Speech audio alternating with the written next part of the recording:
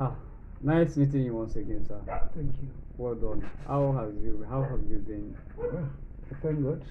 Well Doing done. well. Yes, you're The looking. Lord is our strength. You look like it. Yeah. Actually, I want to just thank you once again for another opportunity Yeah. to speak to you on this platform.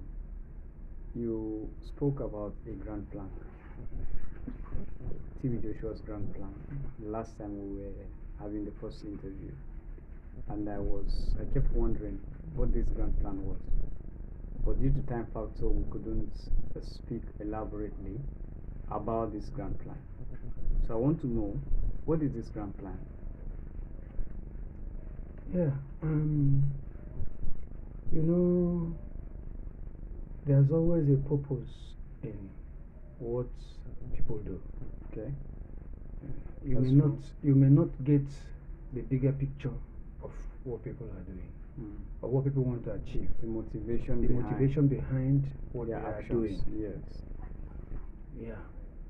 If you look at TB Joshua from a distance, Yeah.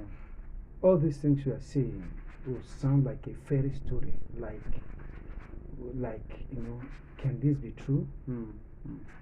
But not until you come closer that you will know that truly these people are telling the truth. You see, everything you see that metamorphosed up till the time of his death, and the ones that are happening today, are all planned out right from the beginning by TB Joshua. What do you mean by they are all planned out? Yeah. There are a lot of things he said, both in our disciple meeting and to me as a person. That all of them were coming up gradually. Wow. So he already the plan has been set in motion. Yes. So he knew the outcome. He knew that the plan had been set in motion. All the whole manipulations, all the whole enticement of the white to come, everything were all planned out step by step. And the strategy was followed without breaking until God intercepted. If not God's interception, everybody will have by now. If we are talking now, people will say they want to stone us. If God's intervention to intercept. Okay, because the acceptance, you gain so much acceptance even among Christians. He has already started. He has started the process. Now let me tell you. Yes. If you look at one of the first books I published, okay, The Blueprint. Yes, Demystifying TB Joshua. I read that book. If you read, I think it's on Amazon. Yes, it's on Amazon. Yes, on Amazon. It's also on Seller. Okay. And also on Okada. Okay. Okada books. Yeah. Okay, that's great. The Blueprint. I think we're going to make provision for our viewers on the link. Okay. So we'll link to the book so that if you want to read it for yourself, it's important. I'm coming, sir. It's important that you guard yourself. We are vulnerable in Nigeria. There's absolutely no safety anywhere. When it comes to spiritual things, you don't take chances. You have to guard yourself. The Bible said it, Jesus said it, the apostles said it, that in the last days, people like this are coming. So it's not surprise. Yeah. So if you go through that blueprint, demystifying TB Joshua, if you go through that blueprint, you won't hesitate from shaking your head. You will be shocked. If you are a lover of truth. If you're a lover of truth. If you're a lover of truth and righteousness, you will be shocked. Yes. Now look at it. Everything was planned out. Right from the first manipulation and indoctrinations, letting us know that he is the next Messiah to come. These were all foundations to build us so that we will be able to fight for him outside. So that when people are coming outside, we will know how to react, how to handle them. Because after all these messages, after all these teachings, he will tell us, he will say, don't go outside to go and tell people this thing now. A time will come when you will let them know that he is the one to take over for you, that he is the one who has taken over from Christ. You understand? Yes. So he did all those things to prepare us down. So what this man is looking out to is to be worshipped. Yes, God. yes, I'm coming. That's the spirit of Antichrist. I'm just giving you the preamble, the background, of how it built, how we were being indoctrinated, how we were built up to have that kind of confidence and belief and faith in him for all these years. Are you following? Yeah, I am. So after that, he now started letting us know that there was a time he called me. He said, a time will come when I will use the sample paper and sign any amount in any currency, and you will take it to any part of the world and they will cash the money. Wow. What I'm saying, God is my witness. I know. Let God stand between me and what I'm saying. That a time will come, that one paper we used to call the sample paper, they used to cut it small. So he said he will use the paper and sign his signature and write the amount in any currency. And you can go to anywhere in the world and you will cash money out. Wow. I'm merely saying the signature. Yes, that a time will come that the least disciple among us will be equivalent to the head of a state, to the president of a country. Wow. I think that was the same ambition Guru Maharaj had. That's before they could assess his disciple, before a president will assess his disciple, that it will be very difficult not to talk about him. And he was already putting the structures on the ground. He now said to let us know that he is the next Messiah in line. There's a book he's writing. He called that book God and Man. That book, he writes it. There's one writing he writes. A lot of people have tried to analyze that writing. It's not Arabic. It's not Hindu. Only him knows. And he reads Arabic, it. It's not Hebrew. Hebrew is not it, but he reads it. So he said that book called God and Man will be the third testament of the Bible. So we'll have Old Testament, New Testament, then we'll have God and Man as the third testament in the Bible. That a time will come that all the whole ministers, the whole pastors in the world will come under him and pay obeisance to him. And that synagogue church will turn to a pilgrimage, that Jerusalem and Israel will be cancelled. That pilgrimage movement will move from Israel to Islamic church. Interesting. That he will go to Israel and he will pick the sons and he will take the important things in Israel and he will transport it back to Nigeria. So when they said he went to Israel and he was doing miracles, I was laughing. It was part of he had set the ball rolling. Yes. It was part of his How was he able to get entrance into Israel? Was he sponsoring any church over there? I don't know. Okay. I had left before he traveled to Israel. Okay. When I was there, he went to Israel before, but that was just like because he wasn't known then. He quietly go there for pilgrimage and came back. But this time he went around. They said, I have not even watched it, but they say he went to Israel and he hosted a crusade. I actually watched a video of when he went to Israel. He was wearing this Jewish jalabi, and then followed the footsteps of where it was believed Abraham walked and so on and so on. So he said he will have to travel to Israel. Yes. And do what no other Christian has done there. Okay. And he will pick some important things there and bring. And what are these important things? Has he revealed that? No, he didn't tell. And he will move the great site. He will move the historical site. He will move the spiritual undernote of that place to the synagogue church. Wow. And pilgrimage of the world will shift from Israel to the synagogue church. But how was he able to get this inspiration and ideas? I'm trying to give you why I told you. I said he has a grand plan. Yes. He had a very powerful grand plan. In the last interview I told you how he managed to convince us to let us know that he's the next one in line, the meeting of the apostles. Yes. They've given him the big cross to fulfill those things they couldn't fulfill. And showing you people that can you count the miracles? Can you count the miracles he has done? So you can count it. If you can believe in that one, why won't you believe?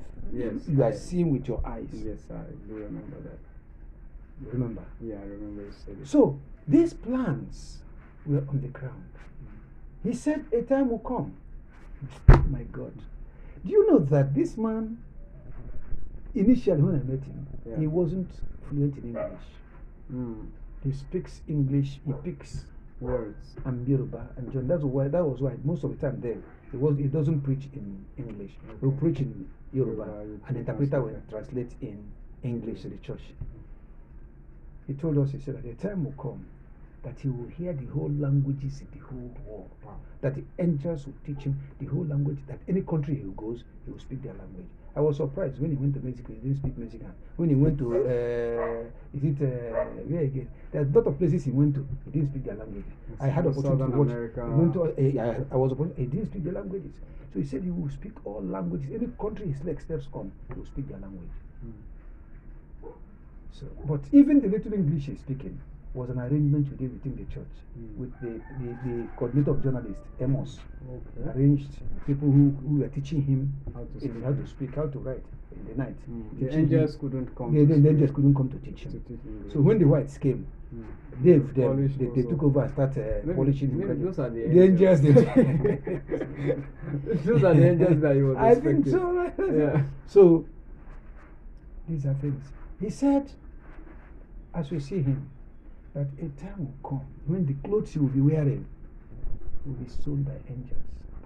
That angels will come and drop the clothes for him in the altar. Okay, they will sew it. They will sew that his clothes he will be wearing will be made in heaven.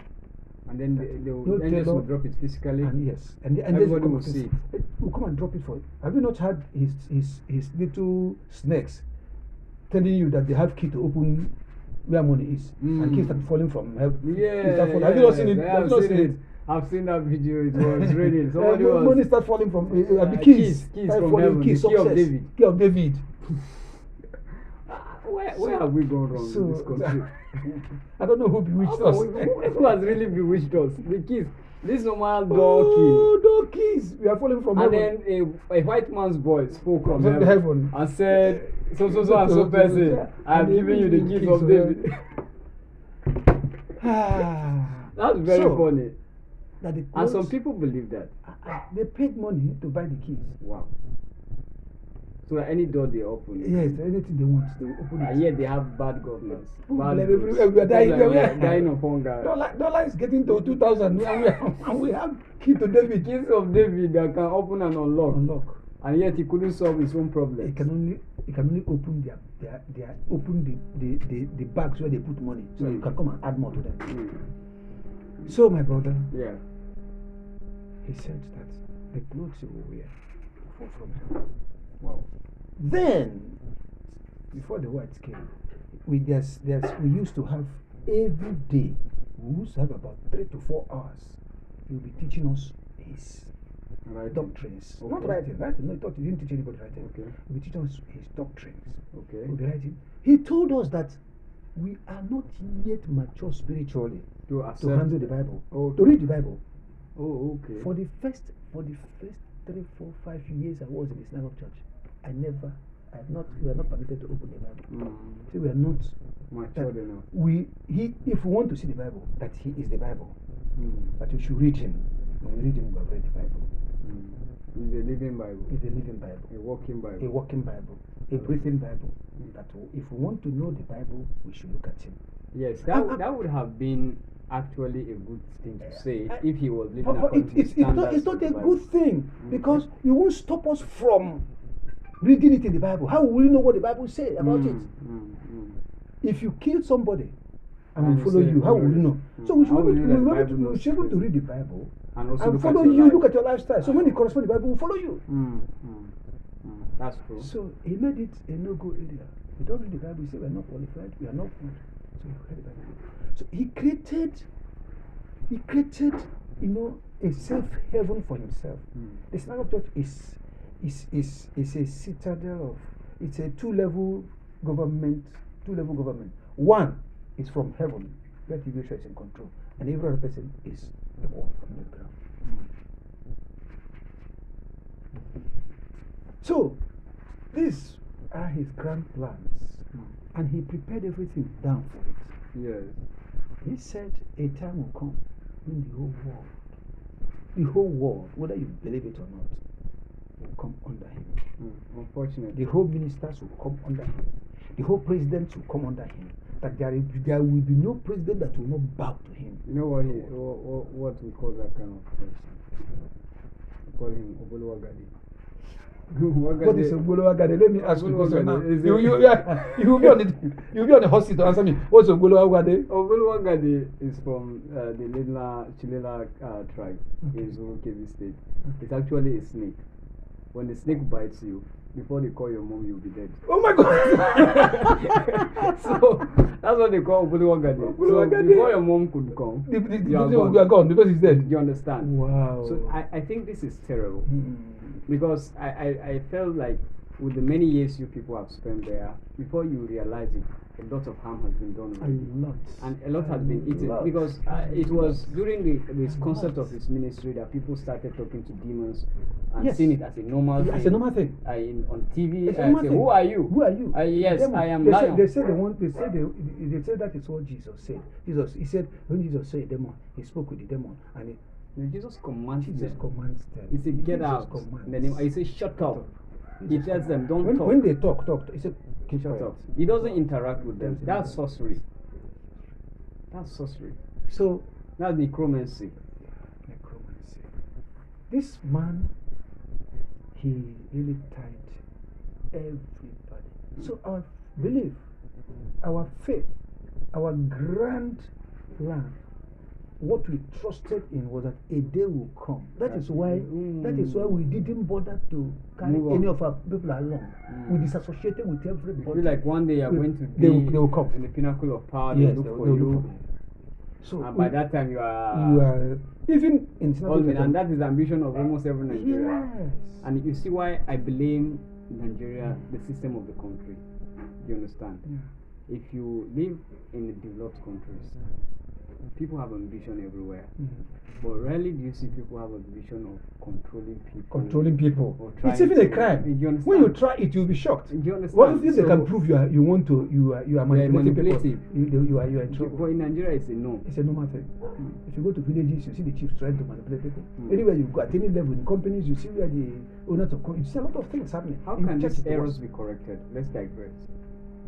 My brother, it has to start from the root. Leave the people that are committing those errors right now. Yes. You can't change them. They have gotten so much dividends from it. From crime. So they are ready to fight you like what we are facing today. They're ready to fight you to a standstill. But I think parents, churches should start teaching children from foundation, from cradle, the things that are not right. And the things that matter in life. Do you see places like Philippines? Yes. If you go to Philippines, you see it's a developing country. It's not developed, yes. But their level, their content is better than any. You can't talk of any West African country. Yes. They are powerful. You know what happened? No. There was a time that Philippines were worse than Nigeria. So many years ago. When United Nations said they are looking at 5 nations that will become world powers in the next 15 years. They counted India, they counted Nigeria second, they counted Singapore, they counted Pakistan, they counted Malaysia. Okay. They said these people were going to be likely, they will become, because you assessed based on You can imagine the level Nigeria was then. But look at where we are today. Do you know that Philippines, you know what they did? No. They left all the whole government, all the whole big people. They went down to the cradle and began to teach. Before you start primary school, you go to school of morals. Wow. Even if you're filled with anger, you want to commit suicide. If you walk on the street of Manila, people will greet you and smile. Will let you revive your spirit. Wow. They started teaching people. Unlike Nigeria, before you could ask somebody a question, hey, sorry. You have to say sorry. Sorry, please. If suddenly your leg touch somebody, if the type of abuse you receive. So these things, to correct these things, before you can ask somebody for time. What's the time? You have to say, please, sir, sorry. What's the time? What's time? This is something you can just in another place. Please, what's time? What's the time? You first of all, sorry. And here, if you don't even greet, some people will become your enemy because of that. Wow. So we'll have to come down to the grassroots. Let's start with our young people. Let's create a kind of education for them, moral education, where they will be taught that life is not competition. It's not competition. Material gain. It's not material gain. Whatever life is, just being content and happy. Let them understand that these things, all these our fathers are pursuing, is vanity. So if we can catch them young, if we can catch them young, let's use Christianity now. If the Christians, if the church can catch the young ones young, and shift their attention and move the paradigm of move them from the paradigm of materialism to genuine contentment and peace. That's what we bring, and it's not going to be easy. It's going to take time. It's a long-term plan. But it will be worth it. But it will be worth it. It's going to be a long-term plan. What do you want to do? Are you going to? Do you think you can go and fight them? What can you do? You can't do them anything. They've enjoyed it. They've enjoyed the fruit of this thing, that they will not be able to leave it. So then we also put it in the hands of God. So his overall plan was he wanted to be the Messiah. He wanted to be the Messiah. He wanted to be in control of the whole world, which he said. He does not. It wasn't an assumption. We were not looking at what he was doing and what he was saying to believe this. There was a time you said something regarding when the host died. Wow. I wanted you to bring up that topic also. You know,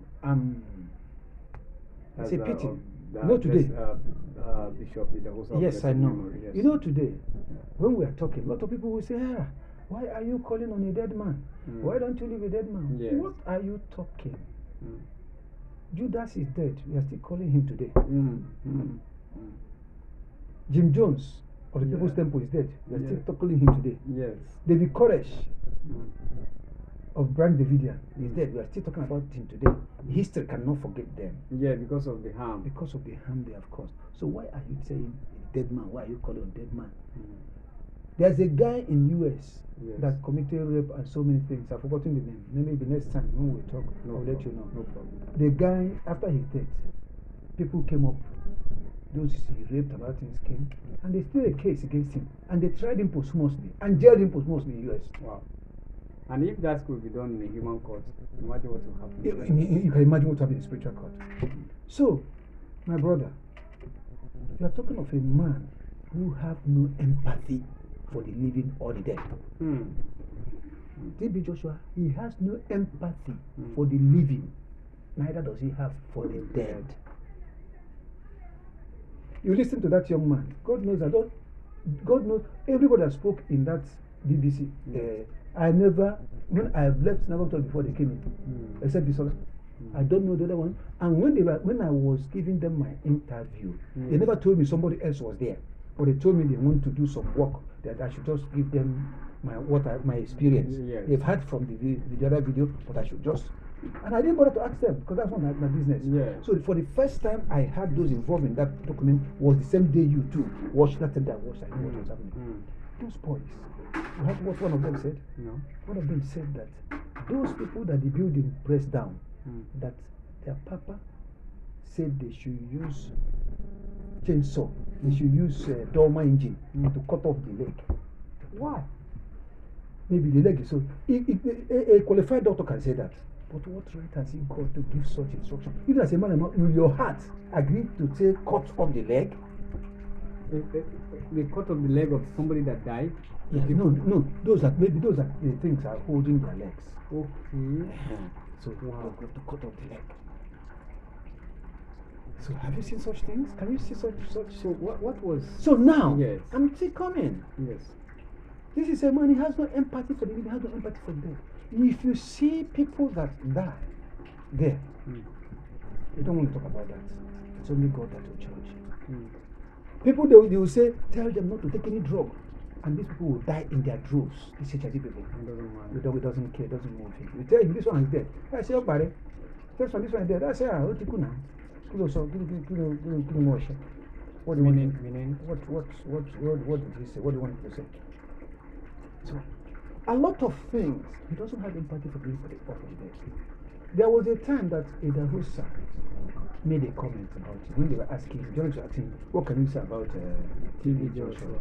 He said that he doesn't know him, he doesn't know where he came from. He just said exactly what God put in his heart. Yes. Hi, TB Joshua journalist there brought it to come and tell him. He was mad. Every talk, he said, the man is a wicked, he's a demon. How can he not know him? How can he know him? After life, nobody will live forever now. Just like he died too. We too will die one day. That's true. The man died. That day was a celebration in the quarters. Wow. He bought 7 rams. 7 rams? Ask those 7 rams. They killed ram. Everybody chopped to finish. And even ordered some more cartons of chicken to add. Eat to your satisfaction. Wow. Eat to your satisfaction. So people say, the dead man, you are still fighting. That man, does he have empathy for the dead? Does he know what is a dead man? Does Steve Joshua know what is a dead man? Does he know the pain of death? Does he know what it means? He doesn't know. The man really wanted to destroy Christianity. He doesn't know. He doesn't care. He doesn't want to know. He doesn't want to care. All he wants is his name. Whatever that will touch his name, even if the whole country will die, he will prefer the country to die for his name to preserve. Yeah. That is the name he cannot preserve now. He cannot preserve it. He's God. He's not God. It's only God that can preserve it. It's the only God that can sustain legacies. It's only God that can sustain legacies. Because once you are gone, you don't have power over what happens to you. Yeah. So my brother. Yes. That's it. That's awesome, sir. We have taken a lot of your time. Yes, it's okay. Yes, so thank you. You need to rest. Thank you. I'm very grateful. So viewers, you can see for yourself. We are still waiting for Synagogue to reply. I don't know whether they will own up to their mistakes, like Apostle Agomo said in the last interview, or they will continue in pride. And continue the propaganda. Media propaganda. It's not done anywhere. Now, if TB Joshua's work is a righteous legacy, it will be sustained. Yes.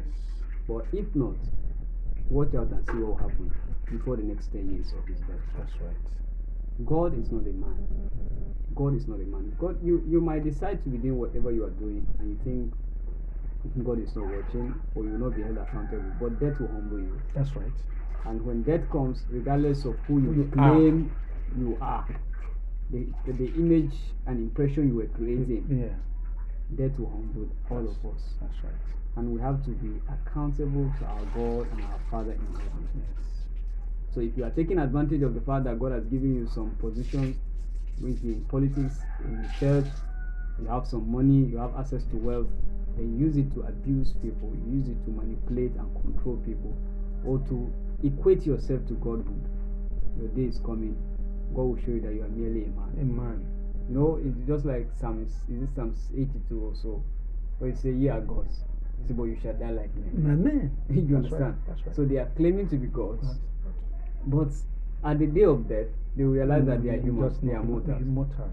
You understand? So there is nothing, we are not dragging anything with anyone in the world. We have our own things to do individually. Yeah. And once it's complete, we are going home. That's right. So what legacies are you leaving behind? Is it a righteous legacy or is it an unrighteous legacy? Yeah. What will you be? Where will you be in eternity? How will your eternity look like? That's the big question. That's the big question. Now, what would be the testimony of your children and ancestry after you are gone? Because if you create a mess, it will take generations to clean it up. That's right. So get it right. If you are a pastor, get it right. You are in politics, get it right. You are in anything you are doing, business, get it right, because the things you are doing will echo for generations. Either it will affect your children, your community, the people you serve, or the nation where you were born into. That's right. People will be affected positively or negatively by the impact of what we do. So please and please, watch out and build the right foundation, a righteous foundation. It's very possible. If Abraham could do it, we can do it. If Isaac could do it, we can do it. If Jesus, the apostles, can do it, we can do it. We can build a righteous legacy. Ours is to trust in God and do our part. Thank you so much for watching. Subscribe to our channel, and God bless you. Amen.